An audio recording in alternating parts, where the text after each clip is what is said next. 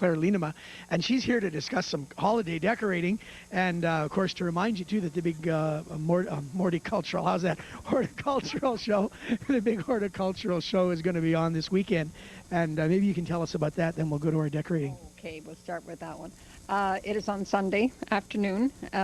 Competitors will be putting in all their entries of various things similar to what you're seeing here now into the competition in the morning, and then the general public is allowed to come in at 1:15. We have coffee and goodies and craft sale and jams, jellies, and all that kind of stuff, and a chance to come in and see the crafts, and then our meeting begins at 2.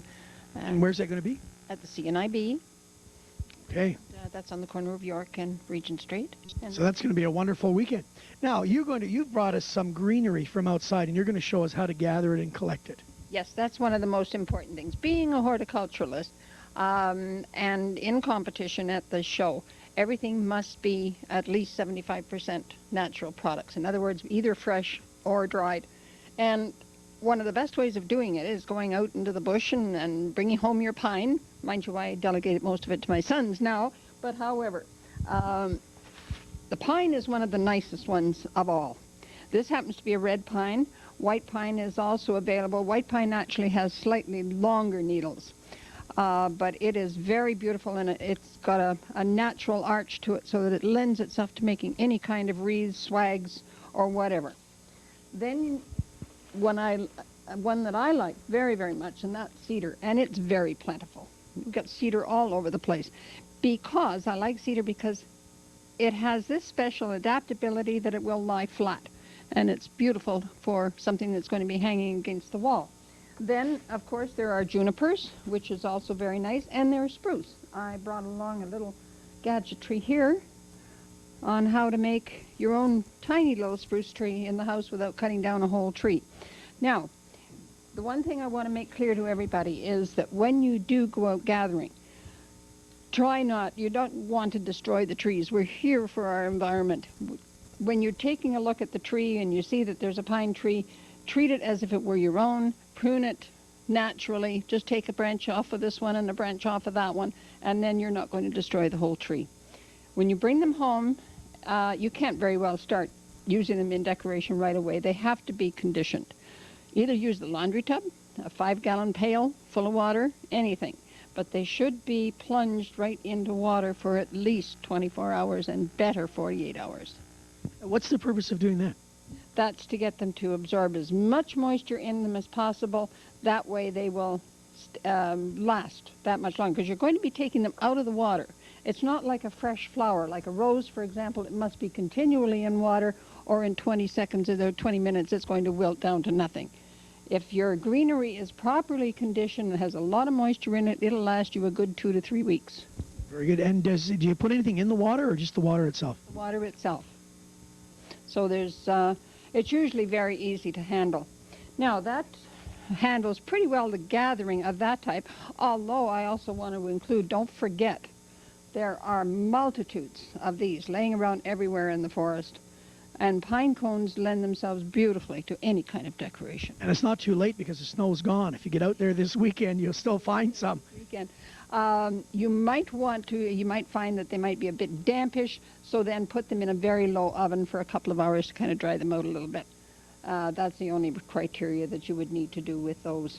Could I ask you what kind of one this is? That has to come from a ponderosa pine. It's a very small one. I have seen others that are gigantic in size, but we don't get them around here too frequently, but they're very beautiful. And then don't forget the spruce trees. They're an evergreen. It looks like they're not pine, but they do have little cones as well, and they are also sweet to do on small arrangements. Next, when you go shopping, because there are natural products out there that you can get, cinnamon sticks, although you can't get them all the time, but they're usually available at any bulk food outlet. Oranges and apples. Now, these were done in I explained to you those. Just a drying oven. Yeah. Well, same thing you make the same thing you make beef jerky with. Yeah. And they got little trays in them, and you put your trays of oranges. But they really apples. do sparkle. I know, like on TV, you think it's the lights, and they look like real orange under the TV lights. But you've dried those? I dried them And then first. sprayed them? And then sprayed them with just a plain ordinary acrylic spray is all that's needed. Now in this particular instance, what I've done is I've rolled them and glue gunned them together here and just put a little bit of a berry inside so that it's got a flower effect. And I love these apples, and I don't know if the color will show up, but instead of, you started out with like a red, delicious apple, but the colors have turned purple. There's one there, and I don't know if we get the same color, but it's absolutely gorgeous. I'll set it right in the middle there where you can see it. Like I said, there's a lot of people who prefer to have their apple slices flat, but they are very difficult to dry perfectly flat. And then especially when you spray them, then they tend to curl a little bit anyways. But I kind of like them curly like that. I think they're a little more natural looking. Now, most of the things that you have here have been either glued together or just taped together. There isn't anything, that takes too much skill other than a bit of creativity and visual sense. That's basically all it is. I'll start with this one here.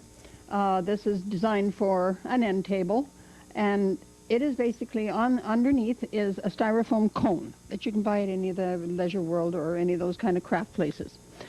I have my own garden, so therefore I dry a lot of the material. This little one here, where the camera can see it, this is a globe thistle. There's German status. There's ordinary status, the colorful kind.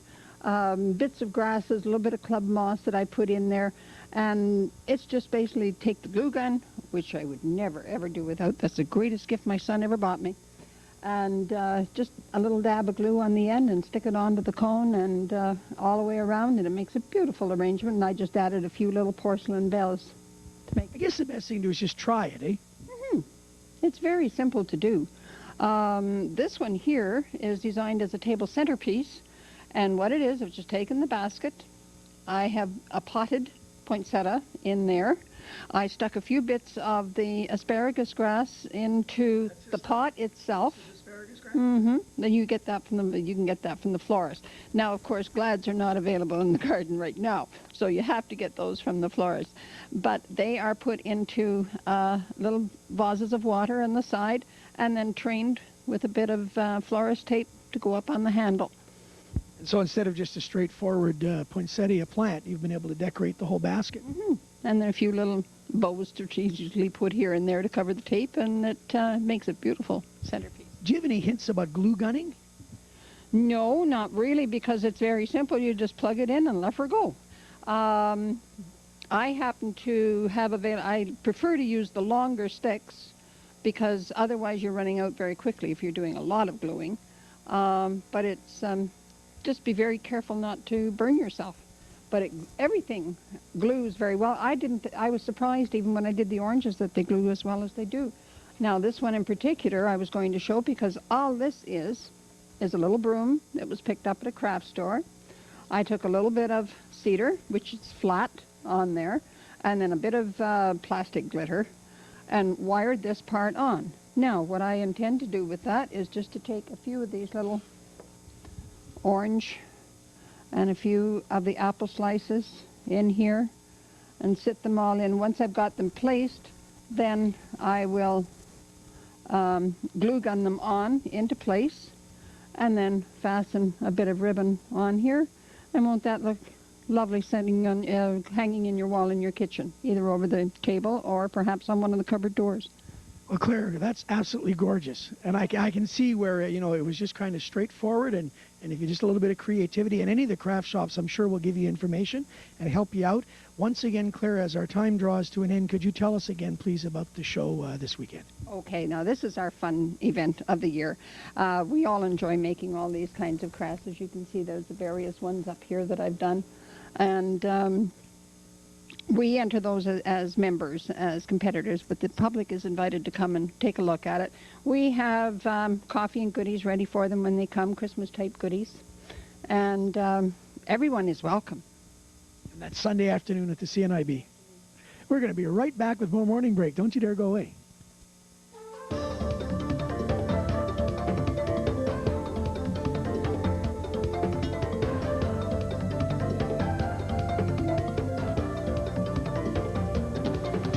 Talk about Victorian decorating. Now, can you help me understand what is typically Victorian about the decorating? Yes, I think I can.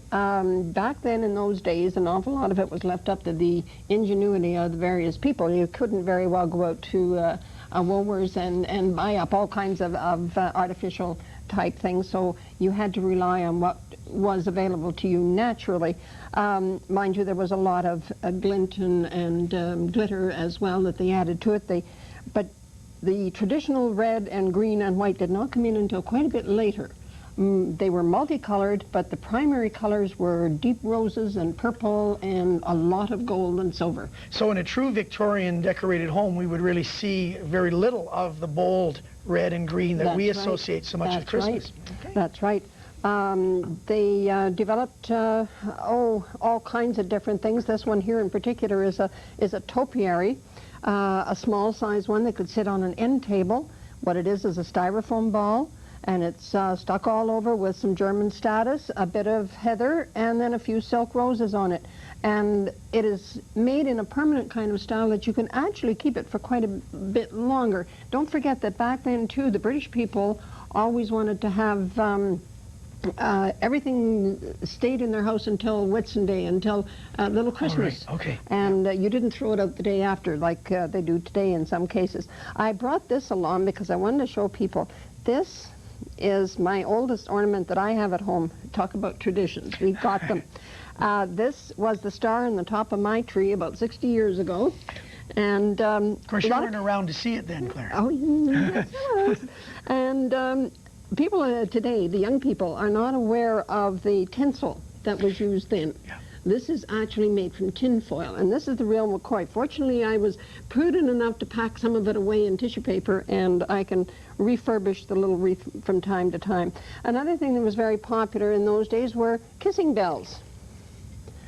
Now, every lady worth her salt did an awful lot of needlework, and these are embroidery hoops, embellished with a few bows and glass balls. And what I usually do is try and get some fresh mistletoe to add to it. Mind you, mistletoe is getting very difficult to find. But we can still kiss under the kissing ball without the mistletoe. Well, I was going to say that Sudburyans could substitute maybe the snowberry, which is indigenous to our area. Another thing that they got into an awful lot of is potpourri, because everybody had a garden and they dried their plants. Now this is a little gazebo made out of plastic canvas and embroidered, and then it contains a little package of potpourri in there. Now, do you make your own potpourri in your dryer? I thought so, because I know you have a dryer, so I thought, I bet you make your own instead of buying it. Yes, I do. Yes, I do, and it's very, very lovely. My mother used to do it too, so I use her recipe. Another thing that the Victorian people used an awful lot of, because they were so handy with needlework, is laces. Now, if anybody here has in the cupboard an old dresser scarf, for example, that the material part of the foundation part has deteriorated, but the lace is still good around the edges. Take the material part off, save the edges. Now this is a particular wreath that I made. It starts off with a plain straw wreath with some Spanish moss, and then I have the outline of the wreath made with the lace, embellished with a few roses. And you just let the lace fall over. You just drape the lace over itself and put some roses. Mm-hmm. Wow. And that becomes a traditional thing that can be kept in the house. I mean, even if your piece of lace at home is only maybe 5 years old, stop and think. When your children's children are old enough and it's still kicking around, it's going to be worth a lot of money. Beautiful traditions. Now, one that I made this morning, and I want to show people how easy it is, because I made this when I came into the studio, is an outdoor wreath. And what it is just a wire hoop. And the only part I did ahead of time was to spray the styrofoam ring with gold. Then I glue gunned, my trusty glue gun, some cedar around the edge. Some almonds were glued on, a few walnuts, and I put in a couple of nesting partridge in there. The only thing left is perhaps a waterproof bow and some bells or something of that nature, and hang it up outside. And you were able to do that in the hour or so that we... Half an hour. Half an hour that you were here, yeah. Excellent. So there's You know, it's so easy to do. I wish people Well, I'm would do it. impressed with it because I would have normally not even tackled anything like that. And I'm looking at this and thinking, that's really not that difficult to do. No, it isn't. It's beautiful. So people should give it a try. You have one more beautiful one over here. Can we pick this up? Yes, you can. Okay. This is It's not going to come apart, eh? Fortunate, no, it won't fall apart. It's Okay. well wired. I was very fortunate to obtain a wreath. This is made of beech twigs. Now, maybe if I turned it around to the back, you'd have a better idea of what it is. It's twigs all gathered together and wired to form a wreath. And these Now, are the did you tips. have to make those? No, Or you that buy I bought the it- beech already done like I that? bought it this Okay. way. A person could do it if they wanted to. Probably birch would do, but beech is much more twiggy, and it gives an effect like So this. that part is bought, but then now you fix the rest on here. The rest of it here is little nosegays of gypsophilia and a dried rose here and there, a few other little dried flowers, and a little angel or a Victorian doll of some kind, and then a glittery bow. This is such a very pretty alternative to the strong reds and greens if someone was looking to decorate just a little bit differently. Well, I think so. An awful lot of people are going, I don't know whether it's for economic reasons or just a latent desire to go back to the old traditional ways. And a lot of people are decorating their homes in that manner now, softer colors, more colonial or Victorian style of furnishings and so on. And these lend themselves very well to that kind of a decor. Very nice. And you could very easily match up your table settings, again, using the more pastel shades and colors. And any one of these. Could. I think probably today I am most impressed with this one that you made there because it just is so simple. This could be a family project, couldn't it, Claire? It certainly the kids could could. glue these on and Very you could do it. easily And to like you do. said, you've done it in half an hour with your expertise. The but only thing is to family do could it with in the evening. under supervision because glue guns do tend to get very, very hot. But another alternative too is without the birds sitting that way, you could lay it flat on the table and use it as a ring surrounding your punch bowl.